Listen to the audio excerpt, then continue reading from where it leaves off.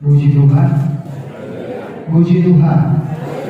Keberadaan kita pada hari ini itu semua karena kebaikan Tuhan. Amin. Tidak terasa kita ada di minggu terakhir di bulan Juli ini, itu semua karena kasih setia Tuhan. Langsung saja kita membuka Alkitab kita sama-sama belajar dari kitab Ibrani pasal yang ketiga ayat yang ke-12. Pada hari ini kita mau belajar mengenai murtad. Ibrani pasal yang ketiga ayat yang ke-12.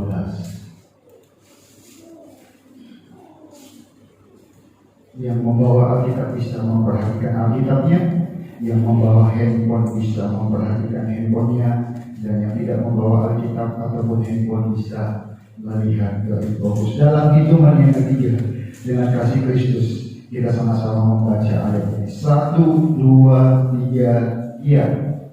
Waspadalah, hai saudara-saudara, supaya di antara kamu jangan terdapat seorang yang hatinya jahat dan yang tidak percaya oleh karena ia murtad dari Allah yang hidup. Amin.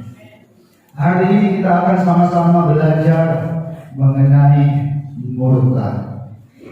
Murtad yang dimaksud dalam Ibrani pasal yang ketiga ini adalah orang yang sudah mengecap kasih karunia Allah, adalah orang yang sudah dibenarkan oleh kasih setia Allah, adalah orang yang sudah ditebus oleh darah domba Allah yaitu Yesus Kristus. Ketika mereka sudah ada di dalam kebenaran, mereka jatuh dan pada akhirnya mereka meninggalkan Tuhan. Makanya penulis dalam ayat yang ke-12 yang menjadi tema, yang menjadi nats kita pada hari ini, waspadalah. Kata waspada di sini mengandung arti supaya kita tetap berhati-hati, supaya kita tetap berjaga-jaga, supaya kita siap-siaga. Mengapa? Karena ketika hati kita sudah serong terhadap Tuhan, cepat atau lambat kita akan mengingkari Tuhan. Makanya Amsal berkata, jagalah hatimu dengan segala kewaspadaan, karena dari hatilah terpancar kehidupan. Kita perlu menjaga hati supaya kita tetap kokoh, supaya kita tetap teguh, supaya kita tetap setia kepada Tuhan. Sebab hanya kepada Dialah kita patut bersyukur, sebab kepada Dialah kita patut menyembah, sebab oleh karena kemurahannya itu menjadi milik dan bahagia kita. Semua orang dapat menjadi murtad. Oleh sebab itu waspadalah kita, berjaga-jagalah kita, bersiagalah kita. Jangan beri kesempatan kepada iblis. Ketika iblis sudah masuk, ketika kita beri kesempatan kepada iblis, hal-hal yang jahat pun dapat kita lakukan. Mengapa Kain membunuh Habel? Karena Kain mengizinkan iblis masuk ke dalam hatinya. Hatinya pedih ketika dia melihat bahwa persembahan Habel yang dikenal oleh Allah. Ketika dia beri kesempatan itu, dan pada akhirnya Alkitab berkata, dia membunuh Habel. Hati-hati, pada hari-hari ini banyak siasat-siasat iblis yang ingin membawa kita, yang ingin menjerumuskan kita kepada penistaan. Hati-hati, sekarang banyak juga ajaran-ajaran yang kita terima, baik dalam media sosial, baik dalam YouTube. Banyak, oleh sebab itu kita perlu menyati supaya kita tetap ada dalam Kristus Yesus Tuhan Allah yang hidup. Amin. Waspadalah. Kata waspada sering kita dengar ketika di akhir daripada berita. Kejahatan bukan terjadi bukan karena ada niat dari pelaku, tapi karena ada kesempatan. Oleh sebab itu pada hari ini jangan beri kesempatan kepada iblis, tapi berilah kesempatan kepada Allah untuk kita menikmati dan mengecap kasih karunia-Nya. Amin. Tentu murtad ini sebelum disampaikan dalam kitab Ibrani juga sudah pernah disampaikan oleh Tuhan Yesus, bahwa pada hari kedatangannya itu dalam Matius pasal yang ke-24 akan ada orang-orang yang murtad akan ada orang-orang yang durhaka. Bukan pada zaman Yesus saja Yesus sampaikan itu. Pada zaman Paulus pun Paulus menyampaikan hati-hati, sebab pada akhir zaman banyak yang menyesatkan. Coba kita lihat dulu dalam 2 Tesalonika pasal yang kedua ayat yang ketiga.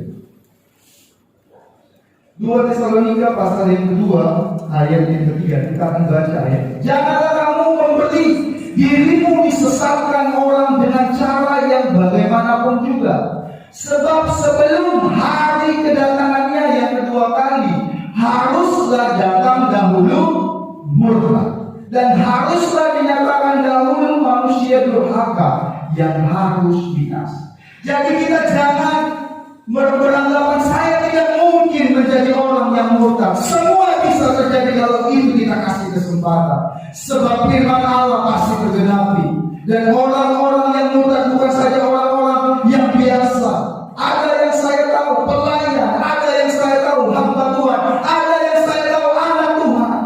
Ketika krisis terjadi dalam hidupnya, ketika dia sudah tidak mulai percaya lagi akan ajaran yang dia sampaikan, dia meninggalkan Kristus Yesus yang menyelamatkannya. Dan yang lebih tragis, saat ini dia mendekam dalam penjara. Karena apa? Dia murtad. Oleh sebab itu jangan kita kasih kesempatan kepada iblis untuk merusak iman kita yang teguh kepada Yesus Kristus. Karena orang-orang murtad akan banyak di akhir-akhir zaman ini. Orang-orang yang bertentangan dengan firman Allah pasti akan banyak pada akhir-akhir ini. Sebab orang-orang yang murtad adalah orang-orang yang melakukan tindakan yang tidak sesuai dengan firman Allah. Dia menentang firman Allah. Hati-hati. Tentu banyak yang menjadi faktor mengapa orang murtad. Banyak faktor yang menyebabkan orang mengundurkan diri daripada Tuhan. Banyak orang yang lebih condong melakukan hal-hal yang tidak berkenan kepada Tuhan. Faktor-faktor apa yang membuat orang murtad? Kita akan belajar pada hari ini. Yang pertama, faktor-faktor yang membuat orang murtad mengenai pekerjaan, mengenai karir, mengenai masa depan. Banyak orang berpendapat ketika kita menjadi anak Tuhan, inilah yang menghambat karir kita, inilah yang menghambat reputasi kita. Makanya tidak banyak sekali kita melihat baik di televisi yang Israel, khususnya para artis. Mungkin dia sudah mulai sepi jobnya, dia berpaling daripada Kristus. Ketika dia berpaling, dia terus diekspos, dia terus dipakai. Hati-hati, jangan karena pekerjaan kita menjual Yesus. Amin. Amin. Jangan karena pekerjaan kita murtad daripada Yesus. Hati-hati. Mungkin kita ada tawaran-tawaran yang menggiurkan, tapi tawaran-tawaran yang menggiurkan itu yang ingin menjauhkan kita daripada Tuhan. Tolak dalam nama Yesus. Makanya Yesus berkata, apa gunanya kita memperoleh seluruh dunia ini? Apa gunanya kita memiliki kekayaan dalam dunia ini kalau jiwa kita binasa? Sebab dalam kehidupan ini kita bukan mengincar kehidupan yang sekarang, tapi masih ada kehidupan yang akan datang. Untuk apa kita memiliki semuanya kalau jiwa kita binasa? Kalau versi yang lain berkata, untuk apa kita memiliki semuanya kalau kita tidak memiliki kehidupan yang kekal? Sebab orang yang murtad adalah orang yang tidak memiliki kehidupan yang kekal, tapi orang yang setia kepada Tuhan, dia memiliki kehidupan yang kekal. Untuk apa karir bagus tapi kita menjual Yesus, reputasi bagus kita menjual Yesus? Apalagi di tengah krisis pada saat hari ini. Di saat tengah krisis inilah iblis mulai menggoyang-goyang kita. Mulai untuk menonaktifkan pikiran sehat kita. Mulai menonaktifkan hati nurani kita, sehingga kita menjadi tawar hati. Kita sudah dengar minggu lalu, orang yang tawar hati tidak memiliki kekuatan. Dia tidak memiliki kekuatan untuk menolak tawaran itu. Oleh sebab itu biarlah tetap hati kita tetap terus tegar di hadapan Tuhan. Faktor pekerjaan itu bisa membuat kita murtad kepada Tuhan. Faktor apa lagi yang membuat kita bisa murtad kepada Tuhan? Faktor kepahitan. Teman saya, dia sudah sekolah kita, dan pada akhirnya dia murtad. Karena apa? Dia dikucilkan di keluarganya. Anggap tidak bisa lakukan apa-apa. Setiap apapun tanggung jawab yang dikasih terus disalahkan. Dia berkata, untuk apa harus seperti ini hidup? Bukannya aku tidak mau diproses, tapi setiap hari saya dimarahi, setiap hari saya diomeli. Apakah saya yang paling berdosa di dunia ini? Dia buat status seperti itu. Oleh sebab itu jangan sering kita membuat orang menjadi akar pahit. Amin. Melalui tindakan kita. Dia akar pahit dan akhirnya ketika dia akar pahit, dia kehilangan Kristus yang sudah menyelamatkan dia. Dia kehilangan Kristus yang sudah dia junjung tinggi terus. Karena apa? Kepahitan. Ini dimulai dari dalam, bukan dari luar. Ini dimulai dari kawan seiman. Katanya beriman, jangan memfitnah. Kenapa dia terus memfitnah saya? Kenapa dia terus memponis saya? Apakah saya yang paling berdosa di dunia ini? Pertanyaan ini sederhana, tapi pertanyaan ini menghujam hati. Apalagi faktor yang membuat kita sering menjadi murtad? Godaan dunia. Lebih mencintai dunia.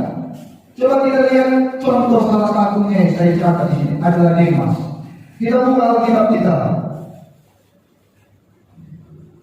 di dalam Timotius pasal yang keempat ayat 10 ya. Saya akan membacanya. Karena Demas telah mencintai dunia ini dan meninggalkan. Demas menjadi orang yang awalnya gigih, awalnya setia, tapi pada akhirnya dia meninggalkan Paulus dalam menyampaikan kebenaran firman Allah, dalam menyiarkan firman Allah, dan pada akhirnya kenapa dia meninggalkan itu? Karena dia lebih mencintai dunia ini. Makanya 1 Yohanes pasal yang kedua dikatakan, jangan mencintai dunia dan yang ada di dalamnya, sebab yang ada dalam dunia ini semua akan lenyap. Apa yang akan lenyap? Keinginan mata, keinginan daging, semua akan lenyap. Tetapi orang yang melakukan kehendak Tuhan, dia akan menikmati kehidupan yang kekal. Coba kita lihat ayat ini dalam 1 Yohanes pasal yang kedua. Saya ingat ayat ini, ayat yang ke-15. 1 Yohanes pasal yang kedua ayat 15. Janganlah kamu mengasihi dunia dan apa yang ada di dalamnya. Jika orang mengasihi dunia, maka kasih akan Bapa tidak ada di dalam orang itu. Sebab semua yang ada di dalam dunia, yaitu keinginan daging, keinginan mata, serta keangkuhan hidup, bukanlah berasal dari Bapa, melainkan dari dunia. Dan dunia ini sedang lenyap dengan keinginannya. Tetapi orang yang melakukan kehendak Allah tetap hidup selama-lamanya. Banyak yang membuat kita menjadi murtad. Saya sudah sebut beberapa faktor tadi. Jangan, bahkan yang lebih menyakitkan adalah umat Tuhan. Yeremia berkata seperti ini dalam Yeremia pasal yang kedua. Mereka menukar kemuliaan Allah dengan hal yang tidak berguna. Mereka menukar Allah yang hidup, mereka menukar Allah yang hidup yang membawa mereka keluar dari tanah Mesir dengan patung emas.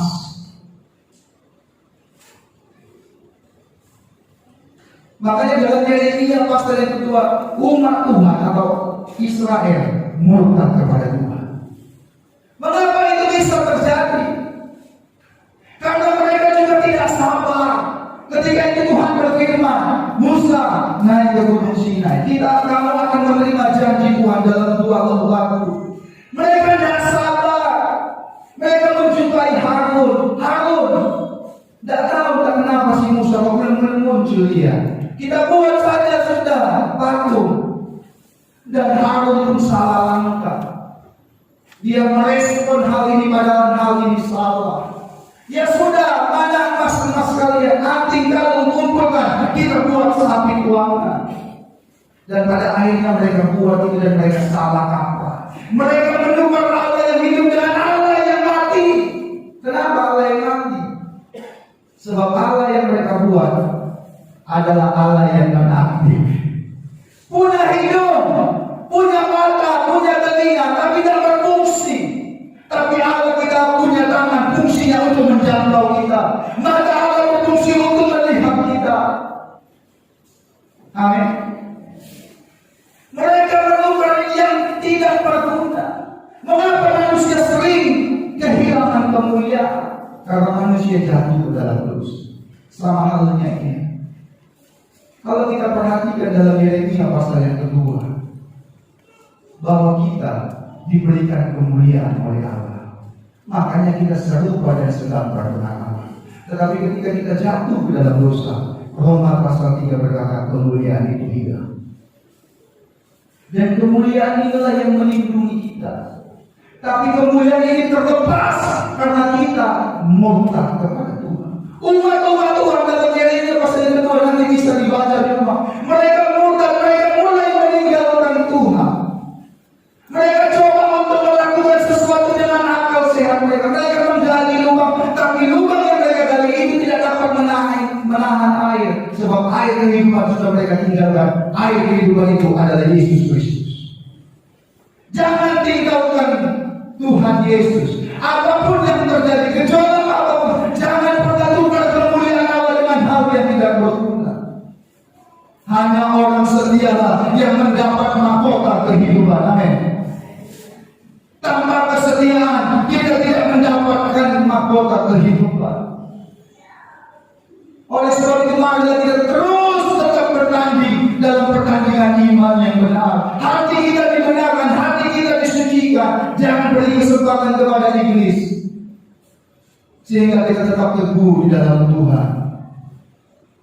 Hati-hati, banyak sekali tipu muslihat iblis. Hati-hati, hati kita harus benar-benar kita jaga, kita pelihara. Peliharalah harta yang paling indah, yaitu hati kita yang sudah menerima Yesus Kristus sebagai Tuhan dan Juru Selamat.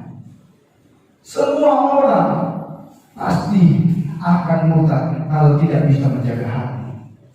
Hati-hati, hati-hati dengan hati.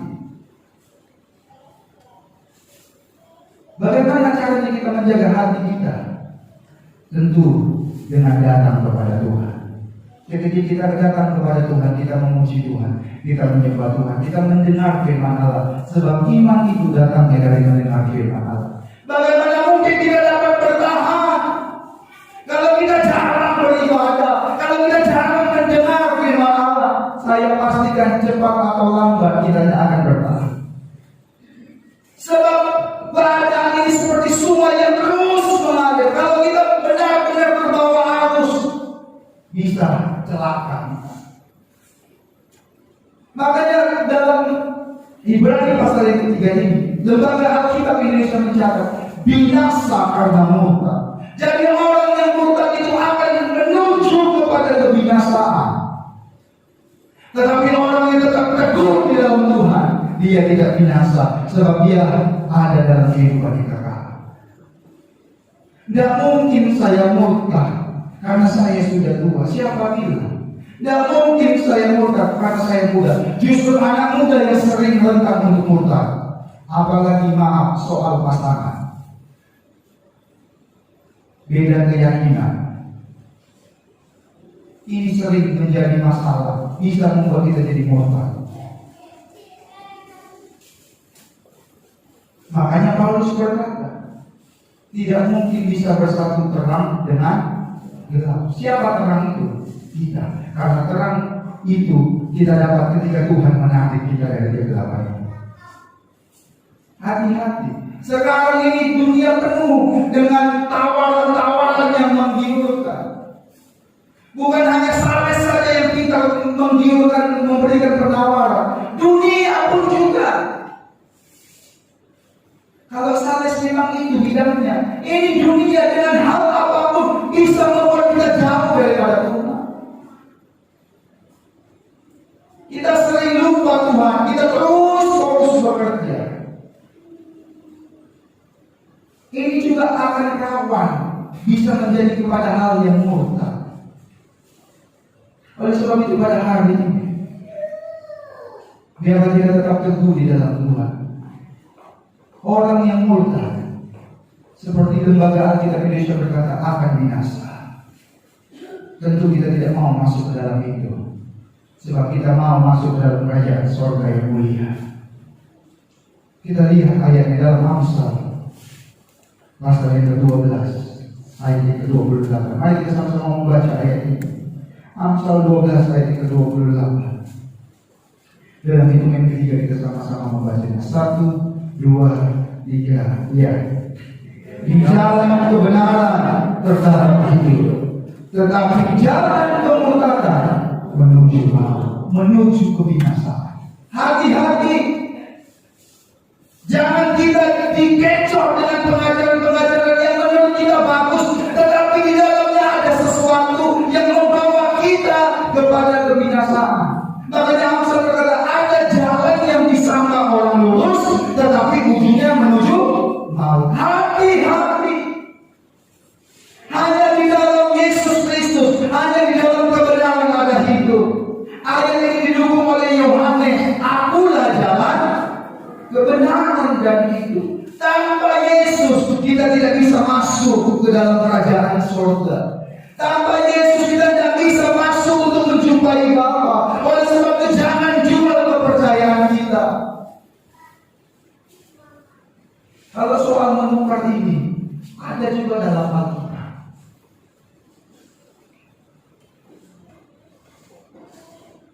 Esau menjual hak kesulungannya hanya semangkok kacang merah. Dia menukar hak istimewa yang datangnya daripada Tuhan.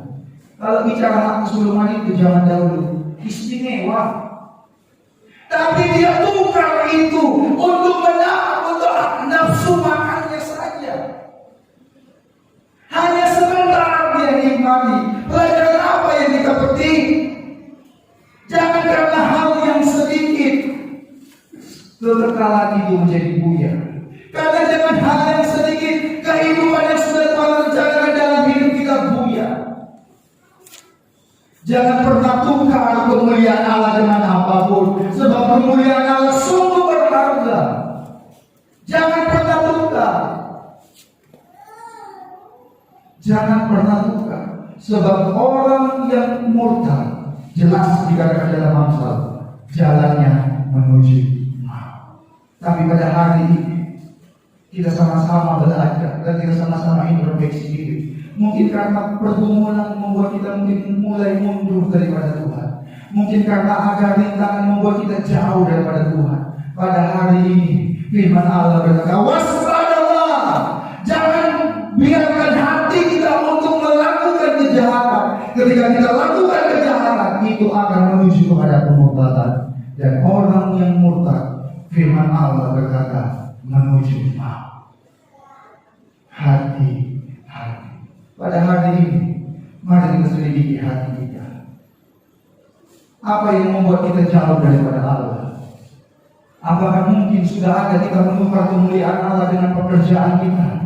Apakah mungkin sudah ada kita menukarkan kemuliaan Allah untuk jabatan atau untuk yang lain? Pada hari ini Allah mau memberikan kesempatan kepada kita. Orang yang bertahan sampai pada kesudahannya adalah orang yang senantiasa mencari Tuhan. Sebab orang yang mencari Tuhan, Tuhan selalu menyuplai kekuatan. Sebab di dalam Dia ada kekuatan. Bersama dengan Yesus ada kekuatan untuk menahan setiap godaan-godaan, faktor-faktor yang membuat kita menjadi murtad. Tetapi bagi orang yang beriman kepada Tuhan. Dia bagaikan tembok yang kokoh. Datang angin, datang hujan, datang badai, dia tetap berkata, apapun yang terjadi dalam hidupmu, sekali Yesus tetap Yesus. Amin. Amin. Mari kita sama-sama berkata, sekali Yesus tetap Yesus. 1, 2, 3 ya. Sekali Yesus tetap, sekali lagi. Sekali Yesus tetap Yesus. Waspadalah, waspadalah. Tetap bersama dengan Kristus Yesus. Amin. Mau menikmati kehidupan yang kekal? Katakan tidak kepada mutlak. Katakan yes kepada Tuhan. Tuhan Yesus memberkati kita semua. Saya serahkan kepada Bapak.